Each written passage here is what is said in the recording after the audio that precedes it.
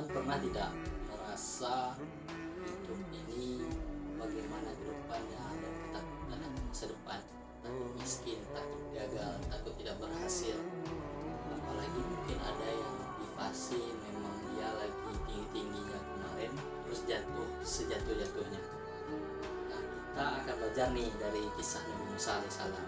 Di zaman waktu kecilnya Nabi Musa itu di zaman itu dipimpin oleh Firaun kan. Nah, Firaun ini akan membunuh seluruh bayi laki-laki yang akan hidup atau yang baru lahir. Nah, pertolongan pertama oleh Allah untuk Nabi Musa yaitu ibunya diberi ilham untuk menghanyutkan Nabi Musa di dalam peti ke Sungai Nil, dan akhirnya ditemukan oleh istri dari Firaun dan diangkatlah menjadi anak angkat dari Firaun.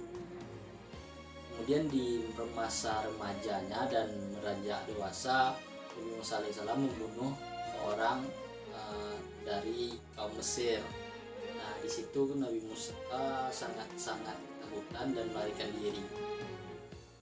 Dari awalnya seorang pangeran dan akhirnya menjadi pengembala. Bertahun-tahun Nabi Musa melarikan diri, bersembunyi dan menjadi pengembala. Allah memanggil Nabi Musa di satu lembah yang suci, dan Nabi Musa disampaikan kepada Allah, kembalilah karena Firaun sangat melampaui batas. Dan saat itu Nabi Musa sangat ketakutan, takut akan mati. Bukan hanya takut akan gagal seperti kita saat ini, kita hanya masih takut miskin, takut gagal, takut tidak bisa membahagiakan orang tua dan segala macamnya. Tapi Nabi Musa takut akan kematian yang sudah akan menantinya di depan mata. Tapi dia tetap melangkah, dia berdoa, lapangkanlah dadaku ya Allah, mampukanlah aku ya Allah. Dan memang itu adalah perintah dari Allah, dan dia tetap melakukannya dan balik ke tempat kerajaan Firaun.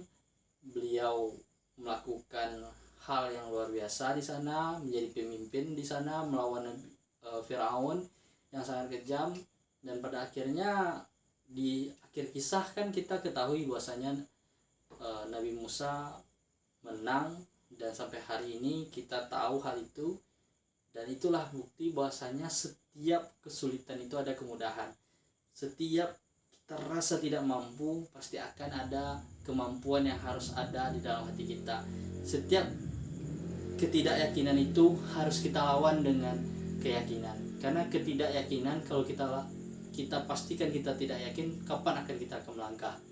Jadi di setiap pemikiran kita ke depannya jangan hanya tentang akan takut, tapi cobalah kita ubah dengan kita bisa bersama Tuhan, kita bisa bersama Allah. Jadi di akhir video ini saya ingin menyampaikan kepada kawan-kawan, mari melangkah, mari mencoba lagi. Nggak apa-apa gagal, ya gagal bukan berarti kita sudah selesai, tapi gagal tetap bisa untuk terus berjuang. Semangat.